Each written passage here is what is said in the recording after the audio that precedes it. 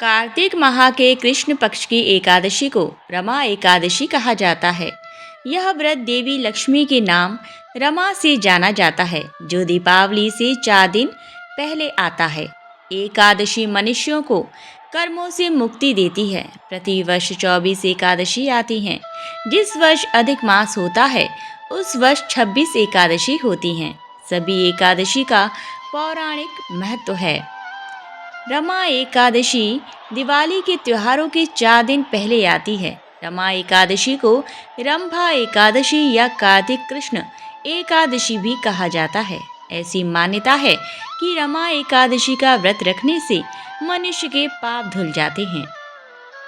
एकादशी व्रत के नियमों का पालन व्रत के 1 दिन पहले यानी दशमी के दिन से ही शुरू हो जाता है। रमा एकादशी के दिन स्नान आदि से निवृत्त होकर व्रत संकल्प करना चाहिए। एकादशी व्रत के दिन भगवान विष्णु की पूजा करनी चाहिए। इसके बाद भगवान विष्णु का धूप, पंचामृत, तुलसी के पत्तों, दीप, नैवेद्य, फूल, फल आदि से पूजा करने का विधान है। रमा एकादशी व्रत वाली रात को भगवान का भजन कीर्तन या जागरण करना चाहिए। पद्म पुराण के अनुसार व्रत अगले दिन यानी द्वादशी के दिन भगवान का पूजन कर ब्राह्मण को भोजन और दान, विशेषतः कपड़े, जूते, छाता आदि देने का विधान बताया गया है। अंत में भोजन ग्रहण कर व्रत खोलना चाहिए। पद्म पुराण के अनुसार रमा एकादशी व्रत कामधेनु और चिंतामणि के समान फल देता है। इसे करने से व्रती अपने सभी पापों का नाश करते हुए भगवान विष्णु का धाम प्राप्त करता है। मृत्यु के बाद उसे मोक्ष की प्राप्ति होती है। इसके अलावा रमा एकादशी व्रत के प्रभाव से धन धान्य की कमी दूर होती है। एकादशी व्रत के नियमों का पालन व्रत के 1 दिन पहले यानी दशमी के दिन से ही शुरू हो जाता है। रमा एकादशी के दिन स्नान आदि से निवृत्त होकर व्रत संकल्प करना चाहिए।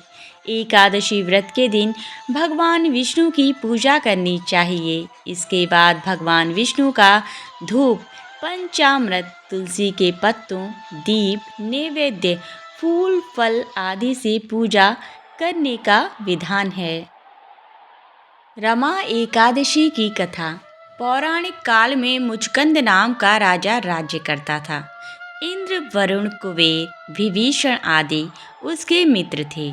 वह बड़ा ही सत्यवादी तथा विष्णु भक्त था। उसका राज्य बिल्कुल निष्कंटक था। उसकी चंद्रभागा नाम की एक कन्या थी, जिसका विवाह उसने राजा चंद्रसेन के पुत्र शोभन से कर दिया। वह राजा एकादशी का व्रत बड़े ही नियम से करता था और उसके राज्य में सभी कठोरता से इस नियम का पालन किया करते थे। शोभन एक बार अपनी ससुराल आया हुआ था। वह कार्तिक का महीना था। उसी मास में महापुण्यदायिनी रमा एकादशी आ गई। इस दिन सभी व्रत रखते थे। चंद्रभागा ने सोचा कि मेरे पति तो बड़े कमजोर हृदय के हैं, वे एकादशी का व्रत कैसे करेंगे, जबकि पिता के यहाँ तो सभी को व्रत करने की आज्ञा है। मेरा पति राज आज्ञा मानेगा तो बहुत कष्ट पाएगा। चंद्रभागा को जिस बात का डर था वही हुआ। राजा ने आदेश जारी किया कि इस समय उनका दामाद राज्य में पधारा हुआ है, अतः सारी प्रजा विधान पूर्वक एकादशी का व्रत करे। जब दशमी आई तब राज्य में ढिंडोरा पिटा। उसे सुनकर शोभन अपनी पत्नी के पास गया और बोला, हे प्रिय, तुम मुझे कुछ उपाय बतलाओ, क्योंकि मैं उपवास नहीं कर सकता। यदि मैं उपवास करूँगा तो अवश्य ही मर जाऊँगा। पति की बात सुन चंद्रभागा ने कहा, हे स्वामी, मेरे पिता के राज्य में एकादशी के दिन कोई भी भोजन नहीं कर सकता। यहाँ तक कि हाथी, घोड़ा, ऊंट, पशु आदि भी तृण, अन्न, जल आदि ग्रहण नहीं करते। फिर भला मनुष्य कैसे भोजन कर सकते हैं? यदि आप उपवास नहीं कर सकते तो किसी दूसरे स्थान पर चले जाइए, क्योंकि यदि आप यहाँ रहेंगे तो आपको व्रत तो अवश्य ही करना पड़ेगा। पत्नी की बात सुन शोभन ने कहा, हे प्रिय, तुम्हारी राय उचित है, परंतु मैं व्रत करने के डर से किसी दूसरे स्थान पर नहीं जाऊंगा। अब मैं व्रत अवश्य ही करूंगा। परिणाम चाहे कुछ भी क्यों न हो, भाग्य में लिखे को भला कौन टाल सकता है। सभी के साथ शोभन ने भी एकादशी का व्रत किया और भूख और प्यास से अत्यंत व्याकुल होने लगा। सूर्य नारायण भी अस्त हो गई और जागरण के लिए रात्रि भी आ गई। वह रात शोभन को असहनीय दुख देने वाली थी। दूसरे दिन सूर्योदय होने से पूर्व ही भूख प्यास के कारण शोभन के प्राण पखेरु उड़ गए। राजा ने शोभन के मृत शरीर को जल प्रवाह करा दिया और अपनी पुत्री को आज्ञा दी कि वह सती ना हो और भगवान विष्णु की कृपा पर भरोसा रखे। चंद्रभागा अपने पिता की आज्ञा अनुसार सती नहीं हुई। वह अपने पिता के घर रहकर एकादशी का व्रत करने लगी।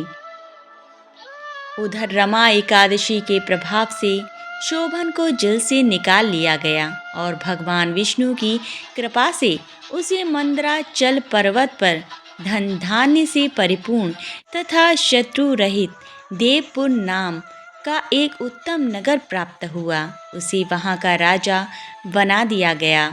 उसके महल में रत्न तथा स्वर्ण के खंभे लगे हुए थे।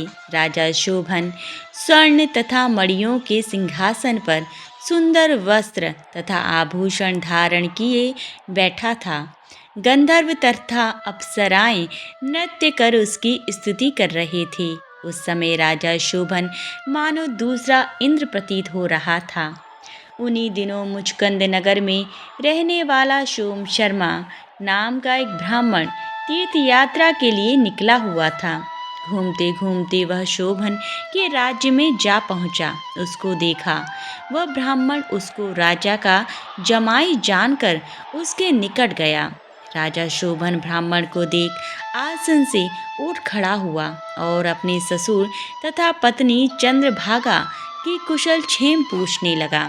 शोभन की बात सुन सोम शर्मा ने कहा, हे राजन, हमारे राजा कुशल से हैं तथा आपकी पत्नी चंद्रभागा भी कुशल हैं। अब आप अपना वृत्तांत बतलाइए। आपने तो रमा एकादशी के दिन अन्न जल ग्रहण न करने के कारण प्राण त्याग दिए थे।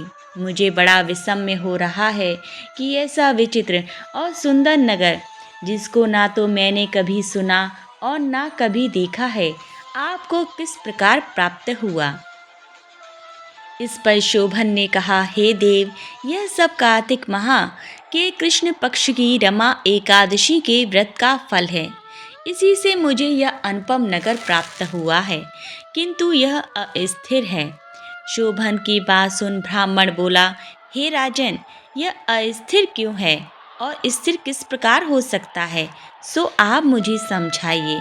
यदि इसे स्थिर करने के लिए मैं कुछ कर सका तो वह उपाय मैं अवश्य ही करूँगा।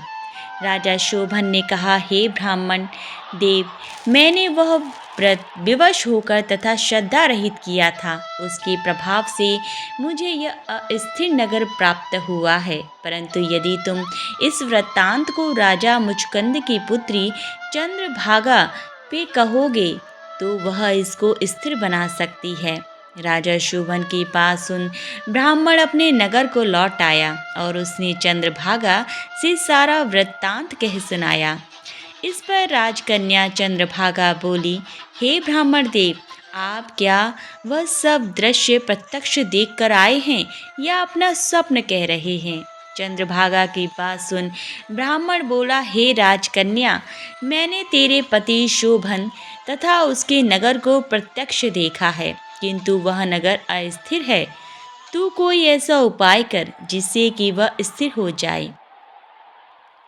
ब्राह्मण की बात सुन चंद्रभागा बोली, हे ब्राह्मण देव, आप मुझे उस नगर में ले चलिए। मैं अपने पति को देखना चाहती हूँ। मैं अपने व्रत के प्रभाव से उस नगर को स्थिर बना दूंगी।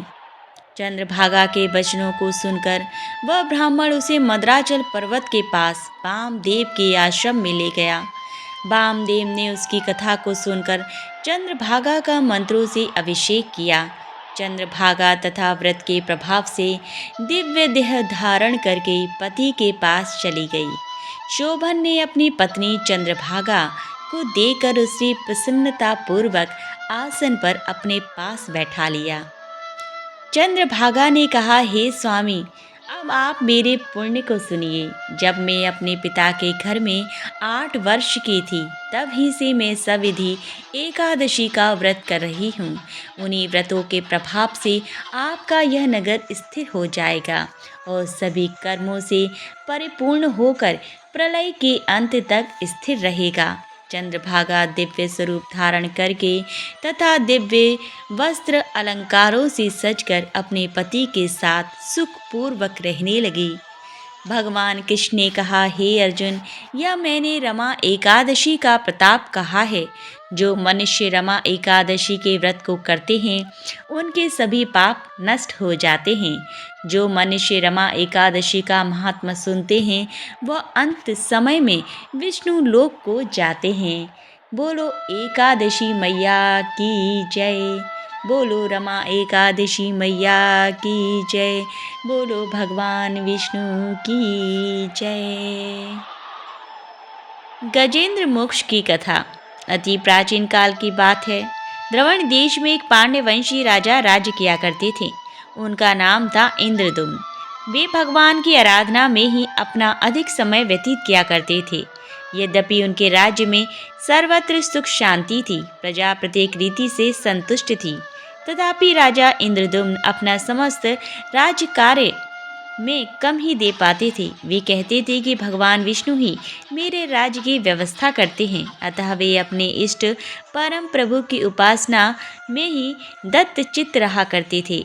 राजा इंद्रदुम्न के मन में आराध्य आराधना की लालसा उत्तरोत्तर बढ़ती ही गई। इस कारण वे राज्य को त्याग कर मलय पर्वत पर रहने लगे। उनका वेश तपस्वियों जैसा था। सिर के बाल बढ़कर जटा के रूप में आ गए थे। वे निरंतर परब्रह्म परमात्मा की आराधना में तल्लीन रहा करते थे। उनके मन और प्राण भी श्री हरि के चरण कमलों में मदकर बने रहते। इसके अतिरिक्त उन्हें जगत की कोई वस्तु नहीं सुहाती। उन्हें राज्य, कोष, प्रजा और पत्नी आदि किसी प्राणी या पदार्थ की स्मृति ही नहीं होती थी। एक बार की बात है, राजा इंद्रदुम्न प्रतिदिन की भांति स्नान आदि से निवृत्त होकर सर्वसमर्थ प्रभु की उपासना में तल्लीन थे। उन्हें बाह्य जगत का तनिक भी ध्यान नहीं था। संयोगवश उसी समय महर्षि अगस्त अपने समस्त शिष्यों के साथ वहां पहुंच गए, लेकिन ना पाद, ना अग्र और ना स्वागत। मौन व्रती राजा इंद्रदुम्न परम प्रभु के ध्यान में निमग्न थे। इससे महर्षि अगस्त कुपित हो गए। उन्होंने इंद्रदुम्न को शाप दे दिया। इस राजा ने गुरुजनों से शिक्षा नहीं ग्रहण की है और अभिमानवश परोपकार से निवृत्त होकर मनमानी कर रहा है। ऋषियों का अपमान करने वाला यह राजा हाथी के समान जड़ बुद्धि है, इसीलिए इसे घोर अज्ञानमयी हाथी की योनि प्राप्त हो। महर्षि अगस्त भगवत भक्त इंद्रदुम्न को यह शाप देकर चले गए। राजा इंद्रदुम्न ने इसे श्री भगवान का मंगलमय विधान समझकर प्रभु के चरणों में सिर रख दिया। क्षीरा अवधि में 10 सहस्त्र योजन लंबा, चौड़ा और ऊंचा त्रिकुट नामक पर्वत था। वह पर्वत अत्यंत सुंदर एवं श्रेष्ठ था। उस पर्वतराज चित्रकूट की तराई में ऋतुमान नामक भगवान वरुण का क्रीड़ा कानन था। उसके चारों ओर दिव्य वृक्ष सुशोभित थे। वे वृक्ष सदा पुष्पों और फूलों से लदे रहा करते थे। उसी क्रीड़ा कानन ऋतुमान के समीप पर्वत श्रेष्ठ त्रिकुट के गहन वन में हथनियों के साथ अत्यंत शक्तिशाली और अमित पराक्रमी गजेंद्र रहता था। एक बार की बात है, गजेंद्र अपने साथियों सहित तृषाधिक्य अर्थात प्यास की तीव्रता से व्याकुल हो गया। वह कमल की गंध से सुगंधित वायु को सूंघकर एक चित्त कर्षक विशाल सरोवर के तट पर जा पहुंचा। गजेंद्र ने उस सरोवर के निर्मल शीतल और मीठे जल में प्रवेश किया। पहले तो उसने जल पीकर अपनी तृष्णा बुझाई, फिर जल में स्नान कर अपना श्रम दूर किया। तत्पश्चात उसने जल क्रीड़ा आरंभ कर दी। वह अपनी सूंड में जल भरकर उसकी फुहारों से हथनियों को स्नान कराने लगा। तभी अचानक गजेंद्र ने सूंड उठाकर चीत्कार की। पता नहीं किधर से एक मगर ने आकर उसका पैर पकड़ लिया था। गजेंद्र ने अपना पैर छुड़ाने के लिए पूरी शक्ति लगाई, परंतु उसका वश नहीं चला। पैर नहीं छूटा। अपने स्वामी गजेंद्र को ग्राहग्रस्त देखकर हथनियाँ, कलश और अन्य गज अत्यंत व्याकुल हो गए। वे सूंड उठाकर चिंगाड़ने और गजेंद्र को बचाने के लिए सरोवर के भीतर बाहर दौड़ने लगे। उन्होंने पूरी चेष्टा की, लेकिन सफल नहीं हुए। वस्तुतः महर्षि अगस्त के शाप से राजा इंद्रद्युम्न ही गजेंद्र हो गए थे और गंधर्व श्रेष्ठ हूहू महर्षि देवल के शाप से ग्रह हो गए थे। वे भी अत्यंत पराक्रमी थे। संघर्ष चलता रहा। गजेंद्र स्वयं को बाहर खींचता और ग्राहम गजेंद्र को भीतर खींचता। सरोवर का निर्मल जल गंदला हो गया था। कमल दल छत विछत हो गए थे। जल जंतु व्याकुल हो उठे। गजेंद्र और ग्रह का संघर्ष 1 सहस्त्र वर्ष तक चलता रहा। दोनों जीवित रहे। यह दृश्य देखकर देवगण चकित हो गए। अंततः गजेंद्र का शरीर शिथिल हो गया। उसके शरीर में शक्ति और मन में उत्साह नहीं रहा, परंतु जलचर होने के कारण ग्रह की शक्ति में कोई कमी नहीं आई। उसकी शक्ति बढ़ गई। वह नवीन उत्साह से अधिक शक्ति लगाकर गजेंद्र को खींचने लगा। असमर्थ गजेंद्र के प्राण संकट में पड़ गए। उसकी शक्ति और पराक्रम का अहंकार चूर चूर हो गया। वह पूर्णतः निराश हो गया, किंतु पूर्व जन्म की निरंतर भगवत आराधना के फलस्वरूप उसे भगवत स्मृति हो आई। उसने निश्चय किया कि मैं कराल काल के भय से चराचर प्राणियों के शरण सर्व समर्थ प्रभु की शरण ग्रहण करता हूँ। इस निश्चय के साथ गजेंद्र मन को एकाग्र कर पूर्व जन्म में सी के श्रेष्ठ स्तोत्र द्वारा परम प्रभु की स्तुति करने लगा। गजेंद्र की स्तुति सुनकर सर्वात्मा सर्वदेव रूप भगवान विष्णु प्रकट हो गए। गजेंद्र को पीड़ित देखकर भगवान विष्णु गरुड़ पर आरूढ़ होकर अत्यंत शीघ्रता से उक्त सरोवर के तट पर पहुँचे। जब जीवन से निराश तथा पीड़ा से छटपटाते गजेंद्र ने हाथ में चक्र लिए गरुणारूढ़ भगवान विष्णु को तीव्रता से अपनी ओर आते देखा, तो उसने कमल का एक सुंदर पुष्प अपनी सूंड में लेकर ऊपर उठाया और बड़े कष्ट से कहा, नारायण जगत गुरु भगवान आपको नमस्कार है। गजेंद्र को अत्यंत पीड़ित देखकर भगवान विष्णु गरुड़ की पीठ से कूद पड़े और गजेंद्र के साथ ग्राह को भी सरोवर से बाहर खींच लाए और तुरंत अपने तीक्ष्ण चक्र से ग्राह का मुंह फाड़कर गजेंद्र को मुक्त कर दिया। ब्रह्मादि देवगण श्री हरि की प्रशंसा करते हुए उनके ऊपर स्वर्गिक सुमनों की वृष्टि करने लगे। सिद्धि और ऋषि महर्षि पर ब्रह्म भगवान विष्णु का गुणगान करने लगे। ग्राह दिव्य शरीरधारी हो गया। उसने विष्णु के चरणों में सिर रखकर प्रणाम किया और भगवान विष्णु के गुणों की प्रशंसा करने लगा। भगवान विष्णु के मंगलमय वरद हस्त के स्पर्श से पाप मुक्त होकर अभिशप्त हूहू गंधर्व ने प्रभु की परिक्रमा की और उनके तिल्लों के बंदी चरण कमलों में प्रणाम कर अपने लोक चला गया। भगवान विष्णु ने गजेंद्र का उद्धार कर उसे अपना पार्षद बना लिया। गंधर्व सिद्ध और देवगण उनकी लीला का गान करने लगे। गजेंद्र की स्तुति से प्रसन्न होकर भगवान विष्णु ने सबके समक्ष कहा, गजेंद्र प्यारे गजेंद्र, जो लोग ब्रह्म मुहूर्त में उठकर तुम्हारी की हुई स्तुति से मेरा स्तवन करेंगे, उन्हें मैं मृत्यु के समय निर्मल बुद्धि का दान करूंगा। यह कहकर भगवान विष्णु ने पार्षद रूप में गजेंद्र को साथ लिया और गरुण आरूढ़ होकर अपने दिव्य धाम को चले गए। बोलो भगवान विष्णु की जय। बोलो गजेंद्र महाराज की जय। बोलो गजेंद्र भक्त की जय। हर हर महादेव। एकादशी माता की आरती। ओम जय एकादशी माता, मैया जय एकादशी माता। विष्णु पूजा व्रत को धारण कर शक्ति मुक्ति पाता। ओम जय एकादशी माता, तेरे नाम गिनाऊं देवी, भक्ति प्रदान करनी। ओ मैया भक्ति प्रदान करनी, गण गौरव की देनी माता, शास्त्रों में वरनी। ओम जय एकादशी माता, मार्गशीर्ष के कृष्ण पक्ष की उत्पन्ना, विश्वतारिणी जनमी। ओ मैया विश्वतारिणी जनमी, शुक्ल पक्ष में हुई मोक्षदा, मुक्तिदाता बन आई। ओम जय एकादशी माता,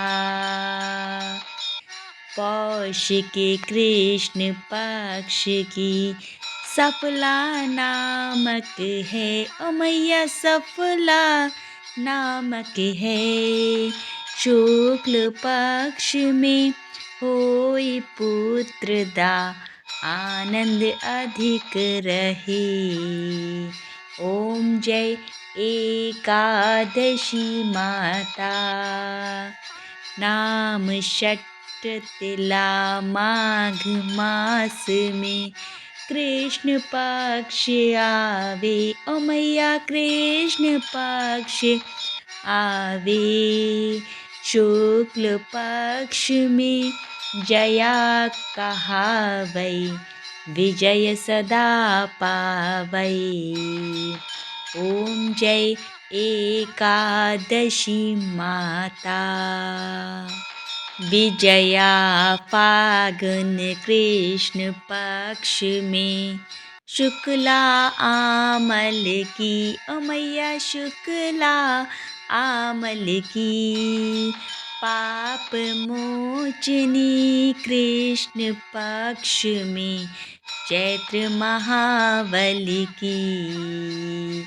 ओम जय एकादशी माता, चैत्र शुक्ल में नाम कामदा, धन देने वाली। ओ मैया धन देने वाली, नाम वर्थिनी कृष्ण पक्ष में वैशाख महावाली। ओम जय एकादशी माता, शुक्ल पक्ष में होए मोहिनी, अपराजेष्ठ कृष्ण पक्षी। ओ मैया अपराजेष्ठ कृष्ण पक्षी, नाम निर्जला सब सुख करनी, शुक्ल पक्ष रखी। ओम जय एकादशी माता, योगिनी नाम आषाढ़ में जानो, कृष्ण पक्ष करनी। ओ मैया कृष्ण पक्ष करनी, देव शयनी नाम कहायो, शुक्ल पक्ष धरनी। ओम जय एकादशी माता, कामिका श्रावण मास में आवे, कृष्ण पक्ष कहिए। ओ मैया कृष्ण पक्ष कहिए, श्रावण शुक्ला होय पवित्रा, आनंद से रहिए। ओम जय एकादशी मैया। अजा भाद्रपद कृष्ण पक्ष की परिवर्तनी शुक्ला, ओ मैया परिवर्तनी शुक्ला। इंद्र अश्वनी कृष्ण पक्ष में व्रत से भव सागर निकला। ओम जय एकादशी माता। पापांकुशा है शुक्ल पक्ष में आप हरनहारी, हो मैया आप हरन हारी। रमा मास कार्तिक में आवे सुखदायक भारी। ओम जय एकादशी माता। देवोत्थानी शुक्ल पक्ष की दुखनाशक मैया, ओ मैया दुखनाशक मैया। पावन मास में करूं विनती पार करो नैया। ओम जय एकादशी मैया। परमा कृष्ण पक्ष में होती जन मंगल करनी, हो मैया जन मंगल करनी। शुक्ल मास में होई पद्मिनी दुख दारिद्र हरनी। ओम जय एकादशी माता। जो कोई आरती एकादश की भक्ति सहित गावे, ओ मैया भक्ति सहित गावे। जन गुरुदिता स्वर्ग का वासा निश्चय वह पावे। ओम जय एकादशी माता, ओ मैया जय एकादशी माता। बोलो एकादशी मैया की जय। एकादशी वाले दिन माता तुलसी की स्तुति अवश्य पढ़नी चाहिए या सुननी चाहिए। तो एकादशी स्तुति इस प्रकार है। नमो नमो तुलसी महारानी, नमो नमो हरि की पटरानी। जाको दरस परस अघनासी, महिमा वेद पुराण बखानी। शाखा पत्र मंजरी कोमल, श्रीपति चरण कमल लपटानी। धन्य आप ऐसो व्रत कीनो, शालिग्राम के शीश चढ़ानी।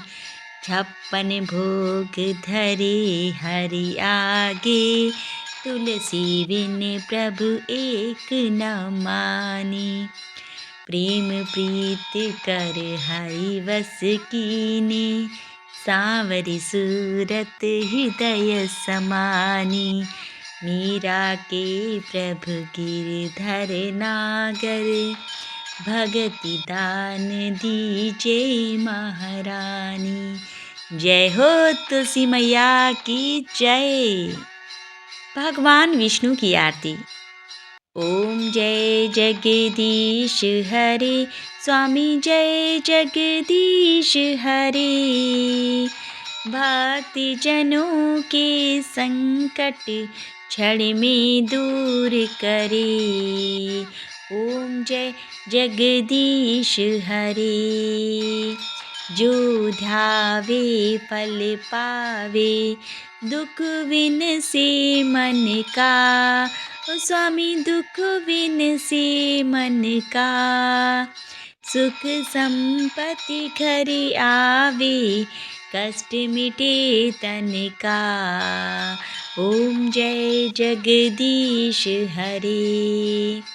माता पिता तुम मेरे, शरण कहूँ किसकी। स्वामी शरण कहूँ किसकी। तुम बिन और न दूजा आस करूं जिसकी।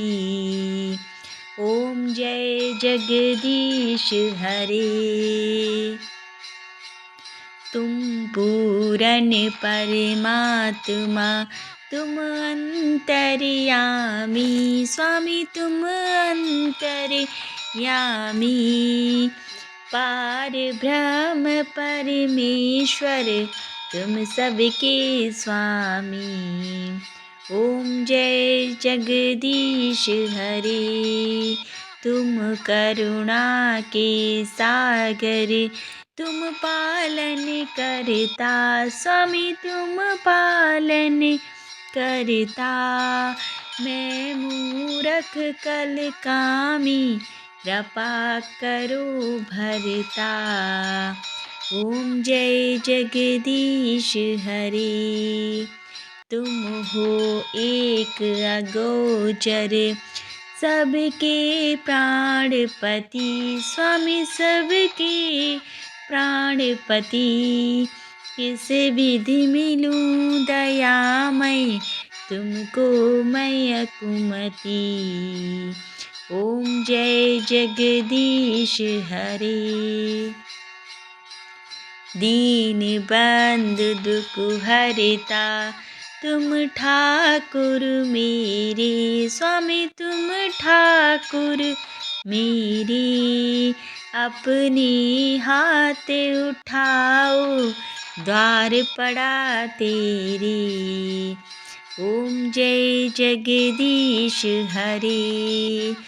विषय विकार मिटाओ पाप हरो देवा स्वामी पाप हरो देवा। श्रद्धा भक्ति बढ़ाओ संतन की सेवा। ओम जय जगदीश हरे। तन मन धन और संपत्ति सब कुछ है तेरा स्वामी सब कुछ है तेरा। तेरा तुझको अर्पण क्या लागे मेरा। ओम जय जगदीश हरे।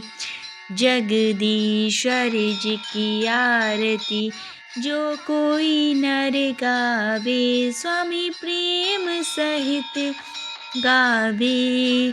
कहते शिवानंद स्वामी कहते हरिहर स्वामी मन वांछित फल पावे।